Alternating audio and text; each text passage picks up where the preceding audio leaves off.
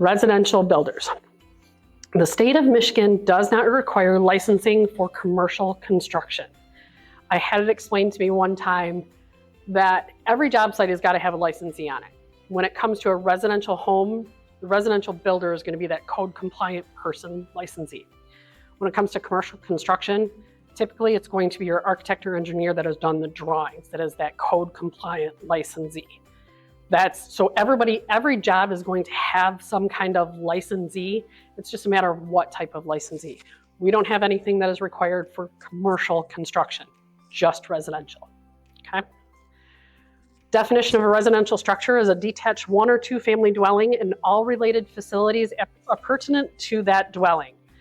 And then, or a townhouse of not more than 3 stories above the grade plane with a separate means of egress and all related facilities pertinent to that townhouse.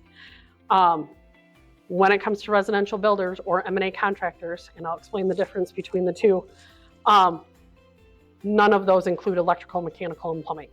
Those, if someone is building a home and you have a residential builder, that residential builder cannot wire, plumb, or put in your heating system. Another problem we constantly have is somebody will contract with a builder to build their home, and excuse me, they don't hold any of those, but they have done all of the work. So a permit doesn't get pulled, inspections are done. It's not code compliant because they're not the ones who are responsible for code compliance. Yep, very often. We have to remind them, the individual builders, that it says residential builder, but it is not all encompassing. Those trades are very specific. Doesn't matter if it's commercial or residential, those trades have to have a licensee involved. Residential builders, it's just in regards to the structure, not any of those appurtenances is what they call them. Facility, excuse me. We receive a lot of complaints. The complaint is against a builder. The houses maybe got code issues already, and then they have also determined by a contract that they did the wiring, bathroom remodels, electrical wire and plumbing. If you're contracting out for any of those jobs, they have to have those individual people come in and do that work. A residential builder, and it says notwithstanding Article 6, and Article 6 is the requirement to hold a license, or those people who have become unlicensed due to complaints, other issues. So a person that is working on one undertaking or project by one or more contracts, these are when a license is not required. A person that is working on one undertaking or project by one or more contracts, if the aggregate contract price for the labor, material, and other items for the undertaking is less than $600. So if you are going to come in and have some guy build you a set of steps on your house and it's $600 or less, he doesn't have to hold a license. Okay, you can have your maintenance man come do that, but you can't have him do $600 steps here, $600 steps there, and $600 steps there. It's $600 per property per year.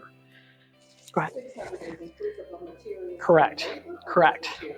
Materials and labor, which in this day and age, you're not going to find much. That electrical has one also that if the project is $100 or less, they don't have to be an electrician. Well, you can't even switch out a light switch for $100 anymore. So it's very hard to meet those. Again, these laws were written well before what current prices, inflation, everything else has impacted us. So again, $600. If they're doing a $600 or less job, inclusive of everything, they don't have to be licensed. And this is where you get a lot of maintenance guys. They'll come in, change out a window really quick, or do some repairs like that. It's okay. They just have to make sure that they're watching that line. Otherwise, you need to get a licensed builder. And again, that's the safety of the homeowner too. Once you have a licensed builder in there, that's the safety on the homeowner, that they know that they have taken pride in their job to get the license. They're holding the insurances. They are code compliant. They're not afraid of inspectors. If somebody is not afraid of an inspector, then it doesn't mean they're right, but that's a good sign of like, nope, bring them out. We're here. Bring them out right now. We'll do the inspection while we're here. That way they can work through it and get everything fixed. Again, an owner of a property with reference to a structure on the property of the owner for the owner's own use and occupancy. you can build your own home without a license. Your home that you are going to live in. That's the key. An owner of a rental property with reference to the maintenance and alteration of that rental property. Again, there's a difference between residential builder and maintenance and alteration, and we're going to talk about that next. So if you have a rental property, you can maintain your own rental property. You can't build onto it though. Okay. Residential builders and M&A contractors. Again, M&A is maintenance and alteration contractors. A residential builder can build the whole house. Wood, cement basement, and then straight up to the roof, window, siding, everything. They can do the whole thing. M&A contractors cannot. They can only do those things that they are licensed for, the specific crafts, which these are all of those. So even if an M&A contractor held all of these crafts, they still can't build an entire house. There's still components of that are missing. So M&A contractors, typically they're specialized. They don't want to do any more. The biggest difference when it comes to actually getting that license is how many tests that they have to take. A residential builder is going to have this big test, all encompassing of all of the information that they need to know. But the M&A contractors are just going to go to roofing. A lot of roofers is what you'll see, swimming pool guys. They're just going to have that M&A license that is just, this is all we do. This is all we need. We don't want to worry about anything else. And there we go. So you'll see a lot of that. The M&A license only allows them to do the work that they have on their license. This information will be on their license when you want to look at it. Builder types. So there are 4 types of builder licenses. And again, doesn't matter if you're a residential builder or an M&A contractor. An individual license. You always have to have an individual license. We have this happen a lot. People will have an individual license and then they'll get a company license and they let the individual license go. They are not the same. Basically what I tell everybody is if you had to take a test to get your license, never let that license go. If you didn't have to take a test for that license, then that's not the code compliant person. All exams are based on code. So if you, as a residential builder, you have to take that examination. It's a code compliance examination.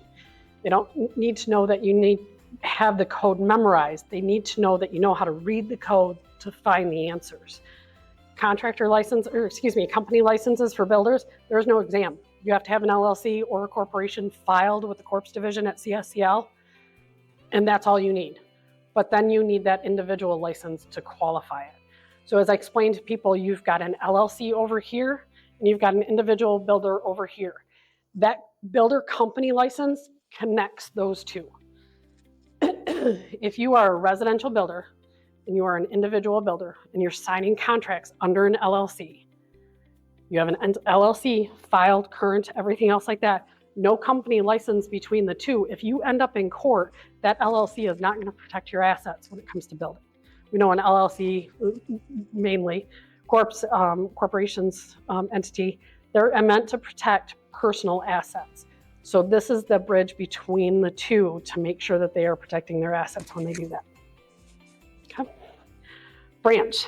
Some companies run, you'll see some of these big roofing contractors, probably more than anybody, or Lowe's, Home Depot. Those are the ones that they have builder's license, they have salesperson licenses because they're everywhere. They're selling this stuff. They want to make sure they're on the up and up.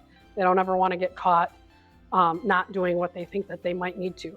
So you have branch operations. You'll have the individual who gets a company, decides to expand from Lansing to Flint, and they've got that all covered, and they'll just have branch offices there. Salespersons. These are the ones that run door-to-door, window sales, things like that. They're signing contracts on behalf of that builder. They have to have a license. So if you have guys knocking at the doors and they're out, they never come when I'm home. So anyway, they're out right now. Out by us, there was hail damage the other day. It's spraying, all kinds of stuff. So when they're knocking on the doors and they're trying to sign contracts on behalf of a company, they have to hold a license. They all take that 60-hour pre-licensure course. They all take an exam to get that license. But a salesperson can't hold a license and just go wherever they want. They have to work for a builder and that license becomes null and void when they don't work for that builder. They can transfer it to another builder, but It's an individual license. correct. It's their individual license. It is, but it has to be associated with a builder to be valid.